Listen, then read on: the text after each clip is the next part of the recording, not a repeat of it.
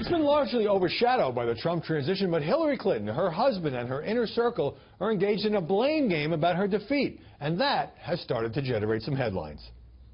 But we're also learning more every day about the unprecedented Russian plot to swing this election. And this is something every American should be worried about. No kidding. You know, we have to recognize that, as the latest reports made clear, Vladimir Putin himself directed the covert cyber attacks against our electoral system, against our democracy, apparently because he has a personal beef against me. And do you believe this was a free and fair election?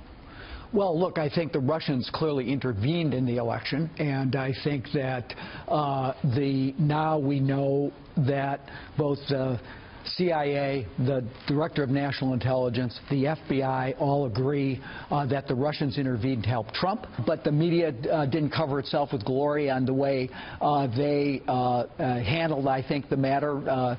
The New York Times reported this week in their own reporting said that they became an instrument for Russian intelligence. I watched her battle through that bogus email deal, be vindicated at the end when Secretary Powell came out, and she prevailed against it all. But, you know, then at the end we had the Russians and the FBI deal, but she couldn't prevail against that. The former president also told the Bedford, New York Record Review that Donald Trump doesn't know much, but he knows how to get angry white men to vote for him. Those angry white men that Bill Clinton is talking about are the same, quote, angry white men that got him elected president, and were the same angry white men that Bill Clinton was complaining about for months that the Clintons weren't reaching.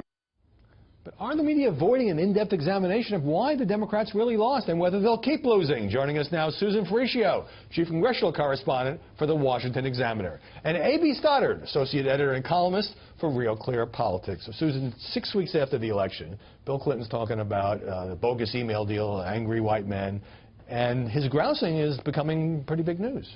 Well, what's being drowned out, really, is what you said, a close introspection of why Democrats weren't able to win an election that everybody thought they were going to win very easily. But you can't ignore what influence the Russian hacking or the late FBI letter from Director Comey to the Congress had on the election, because it was a close election. The outcome, she won the popular vote by several million votes.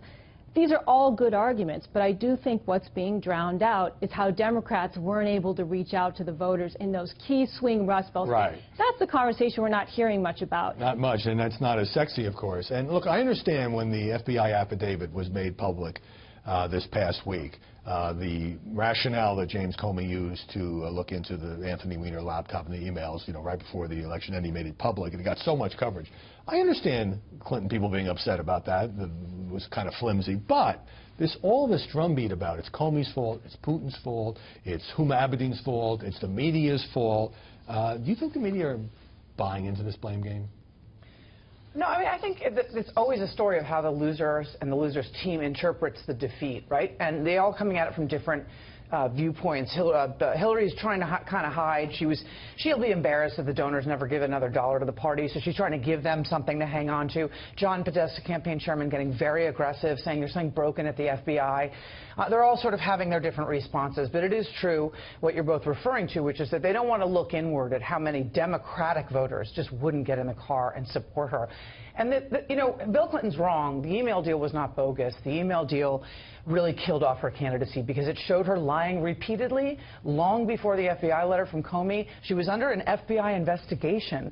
People felt she wasn't honest. They weren't motivated to support her. Any of these things could be said, as you say, Susan, to tip a close election. But, you know, the essential thing here is that it's hard to tell what Hillary's core message was and why she didn't connect with working-class voters. But people also forget how tense relations were between Hillary Clinton and the press. A lot of people think the press was kind of an attack for her. But the media usually love party and disarray stories. And there's been some good, smart analysis, absolutely. But I'm not seeing as much of it, especially with the Democrats now controlling nothing, Capitol Hill here, or the White House. Is it just we're all talking about Trump? Well, I would correct you on that. I think the media loves Republicans in disarray stories. I don't think they're as attracted to Democrats in disarray. I do believe that the onslaught of attacks against Trump in the mainstream media, what you read reporters tweeting out on social media, it just shows me that the deck is stacked against Trump. A lot of reporters didn't care for him as a candidate just because of his style and his approach. And I think that's what you're seeing now in the reporting. And that's why, like, let's look what happened after 2012. There was so much attention and focus on the autopsy report from the Republicans and the fact that they were a splinter group. How would they get back together and move forward? You're not seeing any of that right now. Maybe we'll see that later, but not now, though. And so much attention and focus on the GOP civil war over Trump during the primaries and during the general election. But do you agree that is it not the question of just that Trump's making so much news that he's soaking up all the oxygen, that there is more media interest in when Republicans are falling or having some kind of civil war? And if so, is that ideological? I don't think at this ideological? moment, I actually disagree about this moment. I think what we're looking at is Trump transition makes an incredible amount of news. Some of it useless, but it's just constantly pouring every hour. Right. Yeah. And then you look at, like you said, Howie, they're not in control of anything more. So we focus on whether or not the House Democrats would reelect Nancy Pelosi. A big mistake, they did it anyway.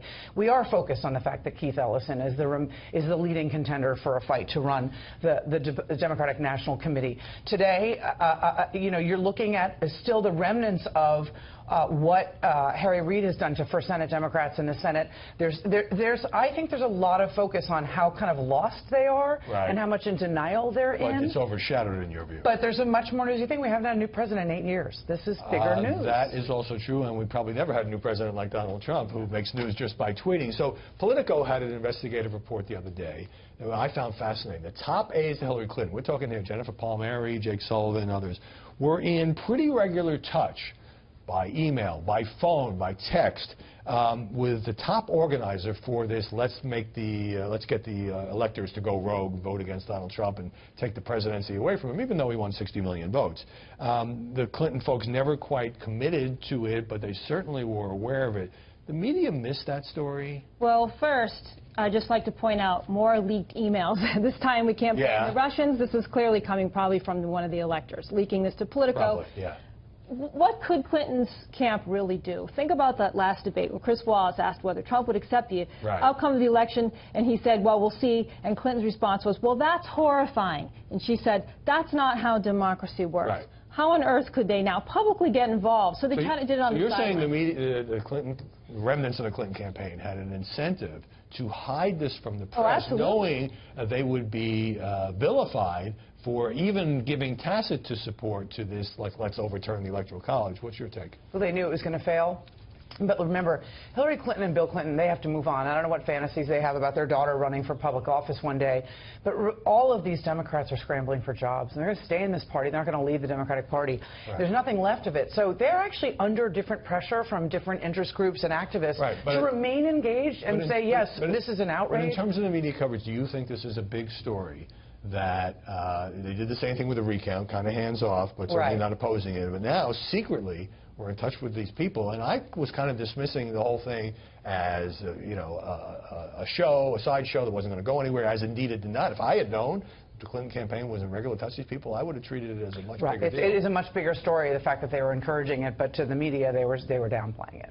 Yeah. Especially given how they played the story up at the end of October to their advantage to make Trump, I think they felt this was the nail in the coffin for Trump. Oh, remember how crazy the meeting went after that third debate when he would not vow to commit in advance to obeying the results? And then, you know, I don't want to overstate it, but it's pretty fascinating stuff, particularly based on that political story. Susan Ferricchio, AB Stoddard, great to see you.